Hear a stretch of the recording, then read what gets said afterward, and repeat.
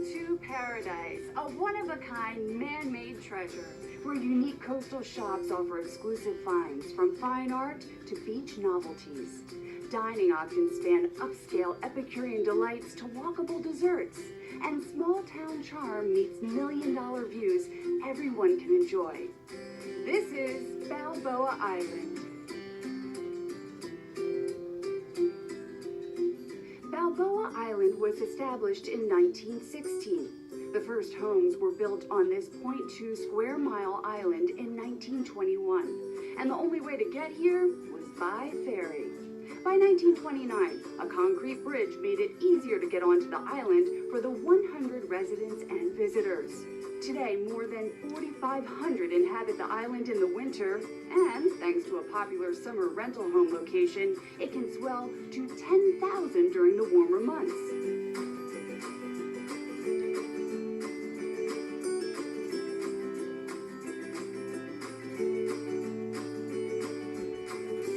Vasco Núñez de Balboa discovers the Pacific in 1513, hence Balboa Island. That's where we get our name.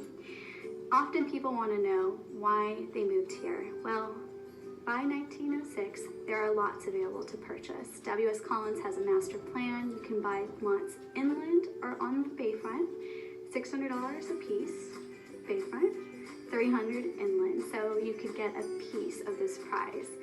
And there's 3 islands, so Big Island, Little Island, Collins Island, after our founder.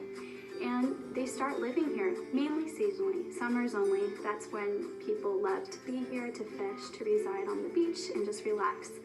Eventually, we get some of our most esteemed Hollywood visitors. Shirley Temple was one of our early ones at the height of her career, who she was on Onyx and got to know the Hershey family really well. So little Ruthie used to hang out bayside, running around in the water, and that was just incredibly charming. We have these photos in our archive of her enjoying these summers. We've also had some other notables. Some may recall Buddy Epson. He lived on South Bayfront for a number of years in the 70s and 80s and had his dream home. We also had Humphrey Bogart, Lauren Bacall in our bay. They had the notable Santana. And we also, of course, have had the Wild Goose frequent the harbor. And John Wayne was a guest of ours. He enjoyed the Shanghai Pine. And Annie Devine was a regular on Balboa Island. He would be seen walking around. We've had Jane Russell. She used to frequent Amelia's restaurant, which is now the Royal Hen. Same facade, same experience. Betty Davis was also someone you would see renting sailboats. And Desilu, the boat, was also seen in the harbor, owned by, of course, Lucy and Desi Arnaz. Sammy Davis Jr. used to charter the Wild Goose, and we've also seen other famous people on board like Dean Martin. So this place was a respite for Hollywood culture. They would get away, have some great times here, relax. They would call it home.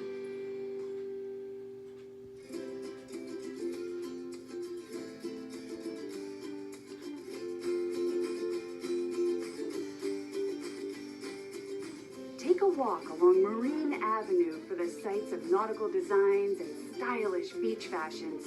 Or maybe you're looking for some amazing local art, unique jewelry, or colorful island decor. Balboa Island also has great dining choices to satisfy anyone's appetite.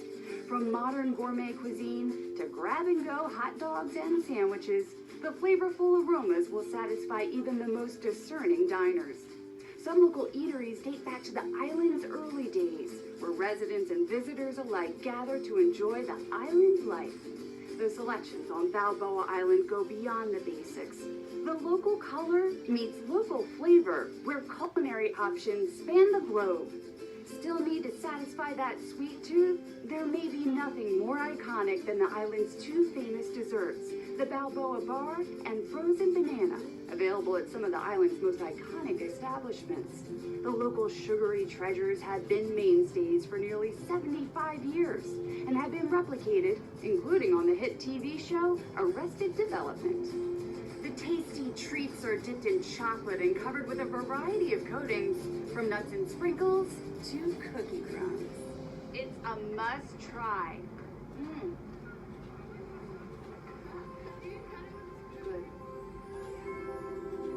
There are entertaining events all year long on Balboa Island. Bundle up and enjoy the world-famous Newport Beach Christmas Boat Parade as it makes its way around the harbor and walk around the island to take in the beautiful homes with some of the most amazing holiday lights you will ever see.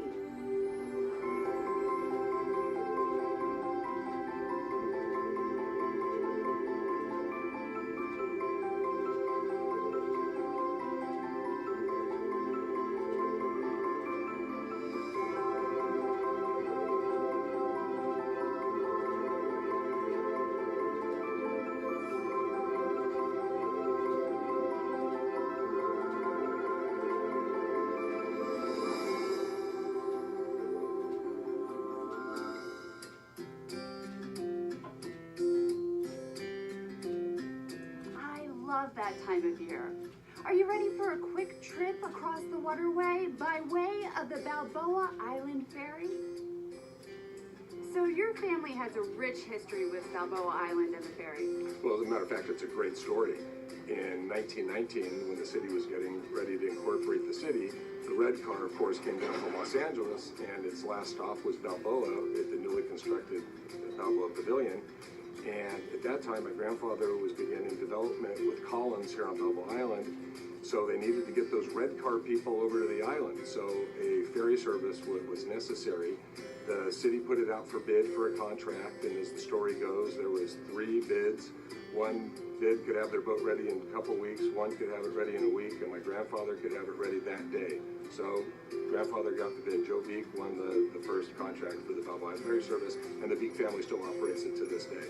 So the first ferry boat was just basically a dinghy with an outboard, and it was just a passenger-only ferry.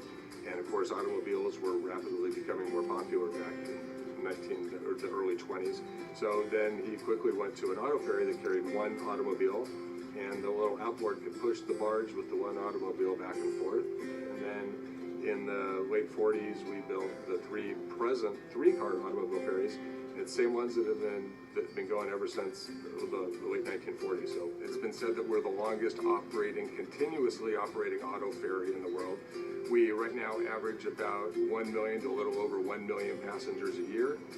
The ferry boat runs 365 days a year, weather permitting.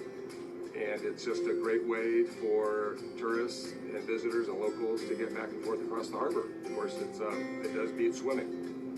For first-time visitors and long-time residents, there are so many options to enjoy one of the most beautiful places in the world. Well, I think so. Balboa Island. Journey well.